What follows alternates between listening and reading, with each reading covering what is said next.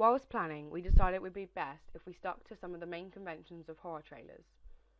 We chose typical locations and used similar costume designs to create an unsettling atmosphere.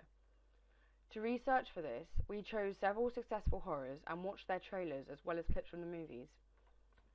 Whilst the majority of our trailer fits the typical conventions for this genre, however, we also felt the need to add a degree of originality. At the beginning of our trailer, unlike many others from this genre, we created a happier tone using brighter colours, less eerie music, and more uplifting expressions from our characters. We thought this would be more effective in appealing to the audience, as it causes them to experience a variety of emotions and thoughts, whereas a professional horror trailer would only attempt to invoke uneasiness. One way that our trailer heavily focuses on the general conventions is through props and settings. Our use of the mirror was inspired by many psychological horrors such as Black Swan and The Grudge. Seeing as our main antagonist is a child, and children usually joke about the Bloody Mary myth that involves mirrors, we felt this would be very effective. We also used both an alleyway and a car park to create a sense of isolation. In everyday life, people typically feel uneasy being alone in areas like this late at night, so this idea of abandoned areas is commonly used in horrors. We included this in our trailer to amplify the sense that Morgan was being stalked or hunted. Differing from most trailers, however, our scenes are not very dark. We felt that the idea that you could be a victim in daylight could be more unsettling, seeing as audiences are used to seeing scarier things happen to characters in the dark, so they would hold the idea that daylight is safe before watching the trailer. This challenges both the audience's ideals and the conventions of psychological horrors. Our costume design for Amy, the younger sister, was greatly inspired by the antagonist that features in The Ring.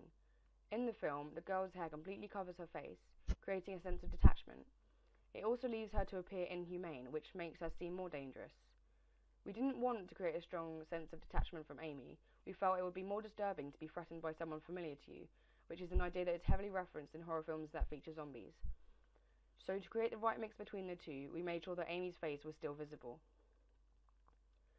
The music we used had many conventional aspects, such as the instruments included and the sudden loud noises. However, most trailers do not generally include singing. I chose the second song in my trailer because it was a nursery rhyme that had been remade with a troubling tone.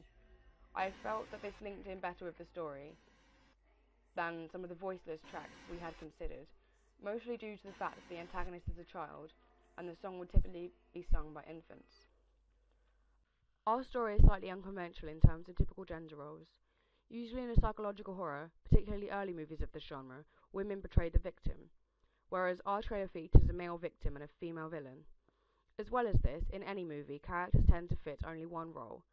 Our story includes a character that progresses from being a victim to a villain over the course of the trailer. Overall, I feel that my trailer has an effective blend of conventional and non-conventional elements. Although it may not be as original as I had first intended it to be, I find that the trailer achieves its goal of being both unsettling and appealing at the same time.